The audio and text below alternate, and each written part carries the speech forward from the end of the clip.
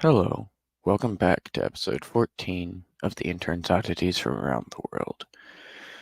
It is finally time to finish our series on Journey to the West. Now, let's go ahead and go over a brief summary of what's happened so far. So, we start off, there's um, just a big giant mountain and a big rock on this mountain one day. And a little pebble falls out. Sun Wukong is born. Obviously, he doesn't have his name at this point, but he gets born from the stone. His eyes start shooting lasers out in all the different directions. So the Jade Emperor sends someone to check up on him. Blah blah blah. Eventually, the monkey gets the name Sun Wukong and becomes the Monkey King after traveling through a waterfall to find them a kingdom where they can live. And then after that, he goes out, and that's when he became the Monkey King, of course. And after that, he goes out and he gets worried what's going to happen when they get older and they can't defend themselves. You know, mortality is a thing, and they're worried that when they get old and defenseless, the gods are going to come down and start, bullying them and bossing them around. So Sun Wukong starts seeking immortality. So he goes out. He finds a bodhisattva, which is a spiritual teacher or leader of some sort. And this spiritual leader, this bodhisattva,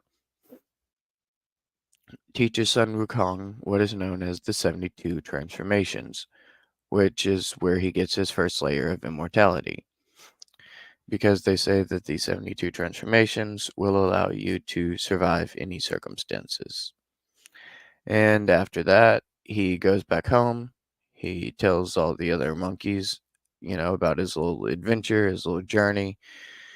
And then we go on from there, and the heavens are not very happy with Sun Wukong.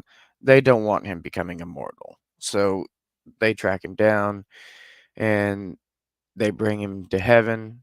They get into a fight. He doesn't like what how they treat him very much. They treat him like a stable boy.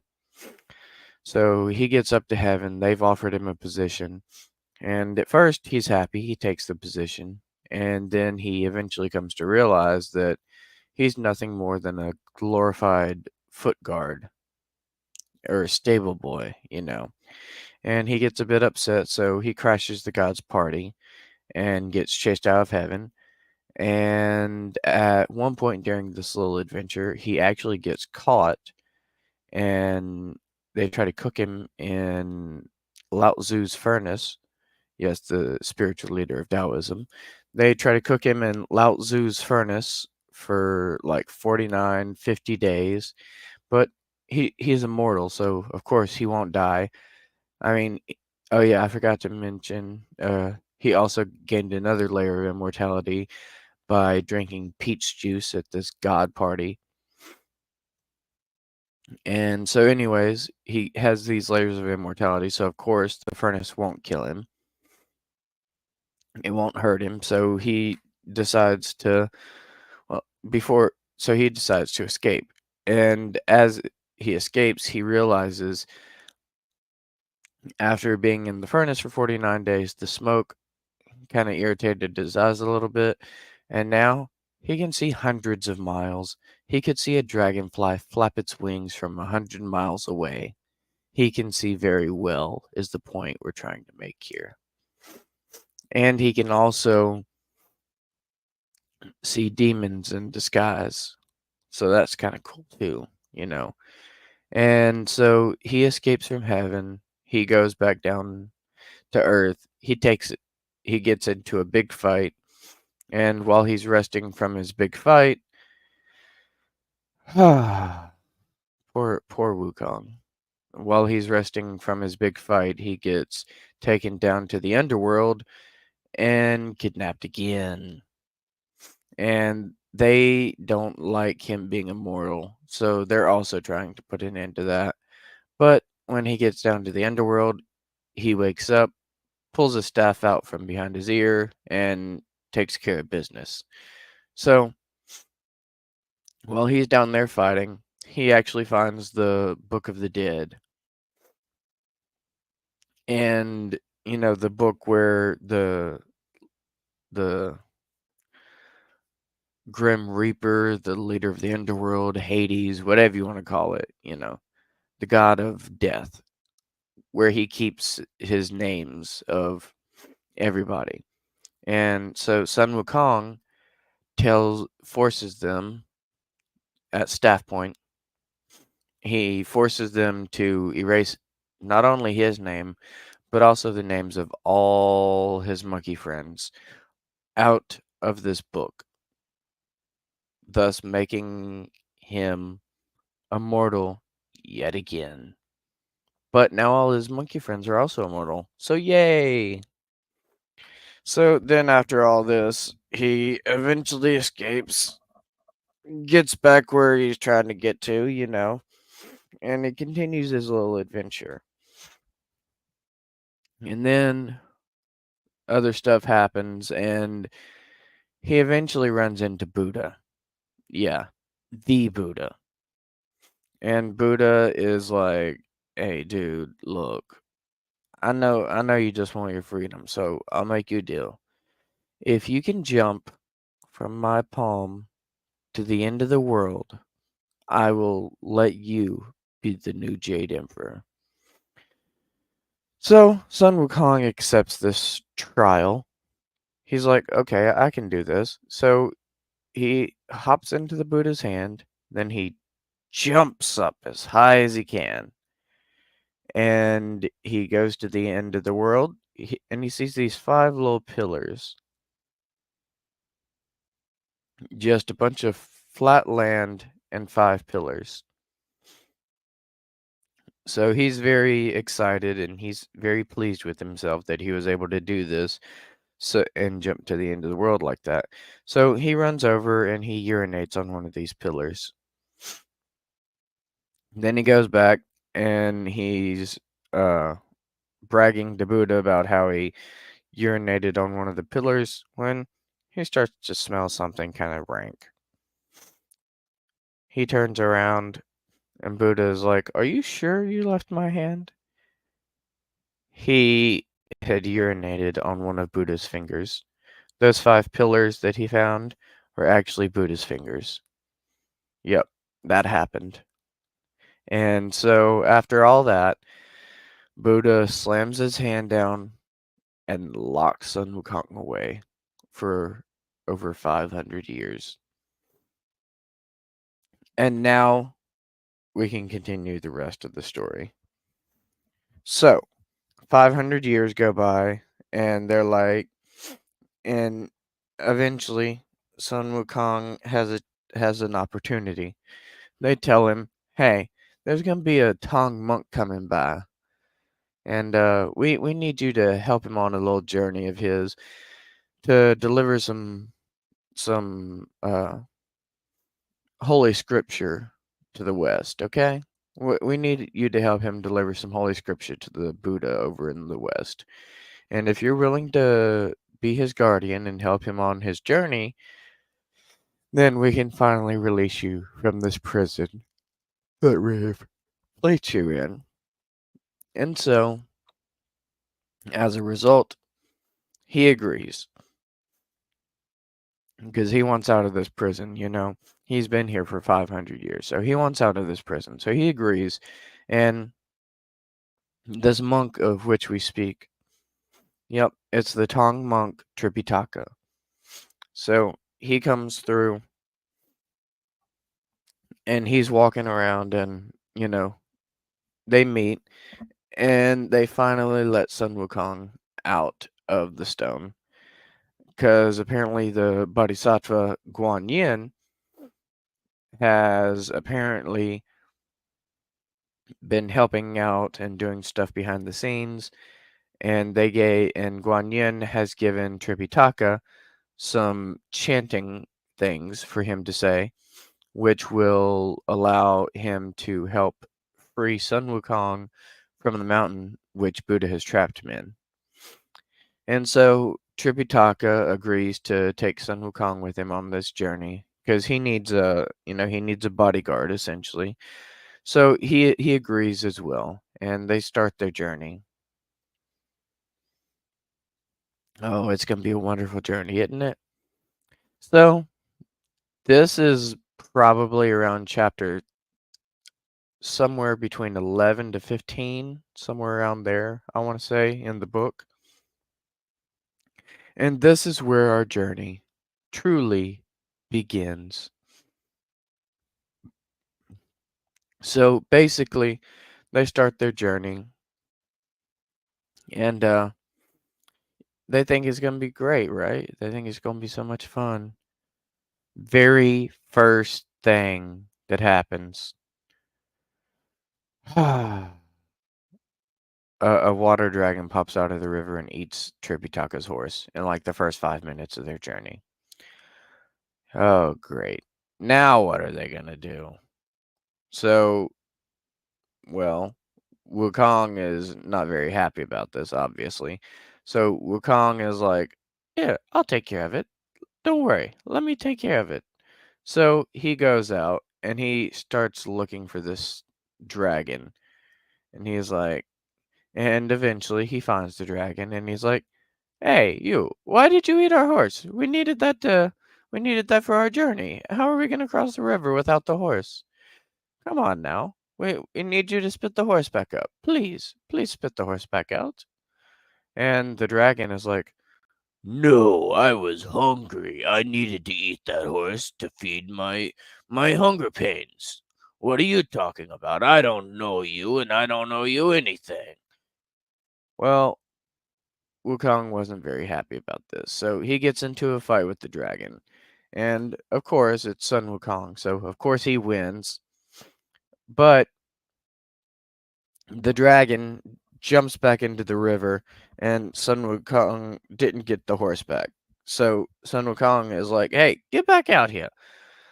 Get back out here, you foul-breathing dragon. I need that horse back. And the dragon won't come back out. He won't fight again. So Sun Wukong needs some help. Sun Wukong travels to the heavens to seek Guan Yin, the Bodhisattva, who sent them on this journey to begin with. And when he reaches Guan Yin, well, he asks for some help. Guan Yin begrudgingly agrees to help. And Guan Yin is like, well, this dragon that you're talking about, um, the thing is, I kind of asked him to help you on your journey. I definitely never asked him to eat your horse, but I did ask him to help you on your journey. So, I'll go down with you. I'll explain things. I'll tell him, who you are and who the monkey is and all this. And we'll see if we can't get this sorted out. So Sun Wukong goes back down and he goes and he lets the monk know what's going on. And he's like, hey, so this Guan Yin is gonna come down and help us out. All right. So Guan Yin comes down and helps out. And Guan Yin is like, hey, dragon, I need you to help these people out. I thought we already went over this. Why are you eating the Tong Monk's horse? And the dragon tries to defend itself, and it's like, that silly monkey! That monkey never told me anything about a Tong Monk or a journey to the west. The monkey never said anything about any of that. And Guan Yin is like, oh, this stupid, stupid monkey. Monkey should have told you. So Guan Yin is like, well, you've already eaten their horse, so now you must be their horse. So Guan Yin actually turns the dragon into a horse, same exact color as the one that got eaten. And the dragon is then told by Guan Yin that the only way to reverse and return to its true form was to help Tripitaka complete his journey and finish. So the dragon will not be doing much talking for the rest of this story. Very, very minimal talking. So they continue their journey with their newfound dragon horse. And a little ways in, they meet a tiger that tries to eat them. So Wukong has to fight that tiger. Long story short, the tiger ends up joining them on their journey as well. And they keep going. And they run into this, I guess, monastery would be the proper word, or a temple of some sort. And they find these other monks there. And they are getting weary from their travels, so they need a night to rest. So they go in and they hang out with all these other monks and everything. And they're just, hanging out, chilling with each other. And the monks are talking about Kashayas and all this. So, oh, the stupid monkey. So Sun Wukong starts bragging about their Kashaya and how it's all golden and beautiful and valuable. And it's the best one ever. And then the elder of all the monks there, Elder Jinchi, he grew so jealous of their Kashaya. And like he literally became obsessed with it. He was obsessed with Kashayas. He had over 200 of them. And he really, really wanted theirs. So while Sun Wukong and Tripitaka were trying to get some sleep that night, oh boy, the elder of the monks, Elder Jinshi, got together and formed a plot with his other monks of how they could steal the Kashaya. And Sun Wukong caught on to their plans. So he went to heaven and he asked to borrow this it's kind of like a cage, but it can shift its size, kind of like his staff. So he goes up to heaven. He asks to borrow this, cage, this fireproof cage. It's very important that you know that it's fireproof. Okay. So he goes up to heaven and he borrows this fireproof cage, and he brings it back down, and he puts it over. He makes it really large, and then he puts it over their building, so he can try to defend them. Because it turns out Elder Genshi and the other monks, they wanted to set a fire to the house or to the building that Tripitaka and Wukong were staying in. So the alarm starts going off and they're trying to set a fire and there's a bunch of chaos going on. But Wukong had made this cage large enough to cover their entire building that he and Tripitaka were staying in. So he simply put the cage over their building and let the fire consume everything else. And, well, it didn't end too well for the monks and Elder Jinchi. So that happened. And if you play the video game Black Myth Wukong, you can actually do a secret boss fight with Elder Jinchi in Chapter 1.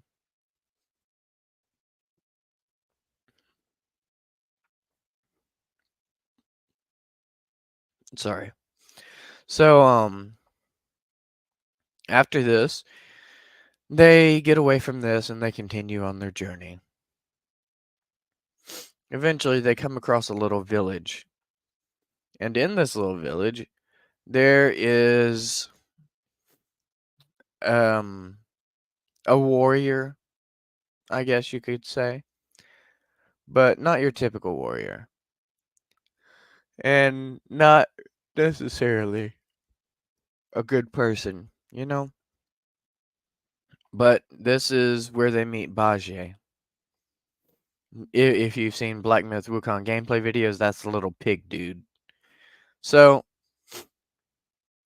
Bajier is a pig, as I just told you, and he's in a village, and when they walk up to it, they're like, "Hey, our village is well, it's not really under attack necessarily, but there's this pig that lives in our village, and he's not a very nice pig. He kind of, he abuses us, and he's not very good to us. He mistreats us all the time, and he's very abusive."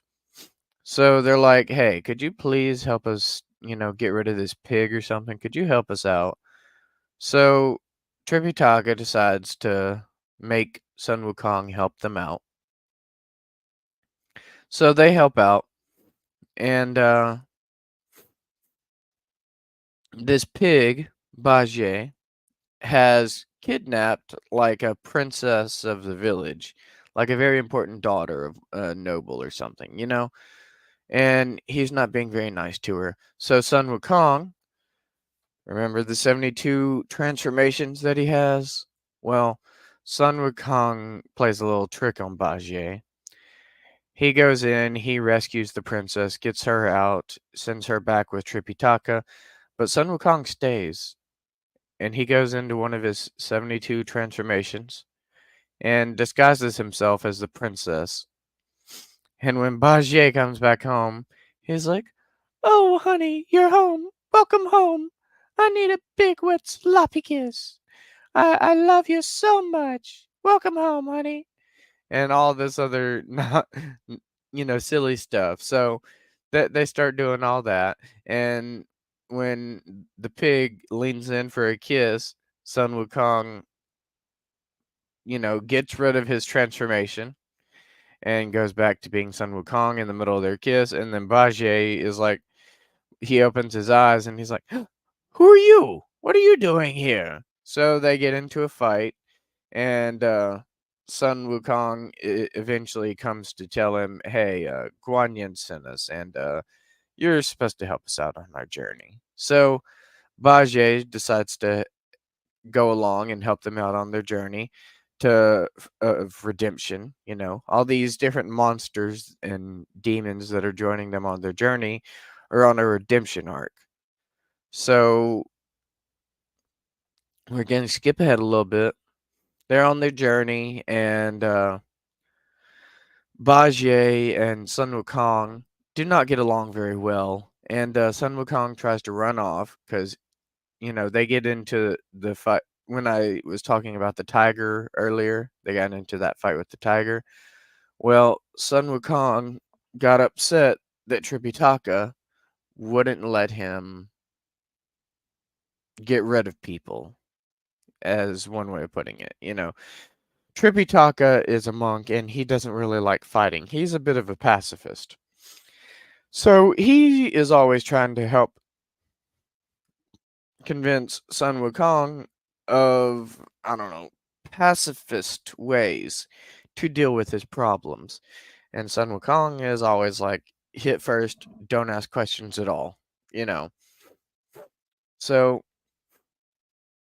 Sun Wukong gets a bit angry, and he runs off on this cloud, and Guan Yin tracks him down, and Guan Yin is like, "Hey, you wanted to be free.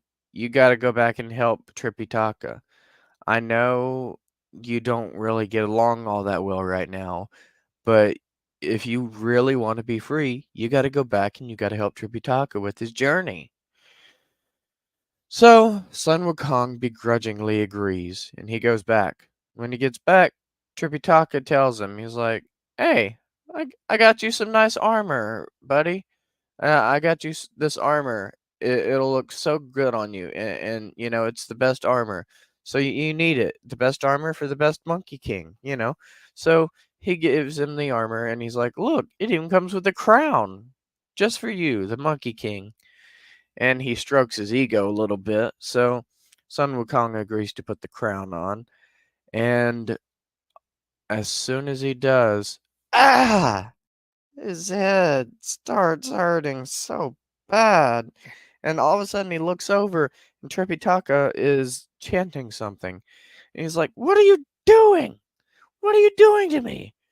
And as Tripitaka continues reciting this chant, the crown on Sun Wukong's head keeps growing smaller and smaller and tightening around his head like a vice.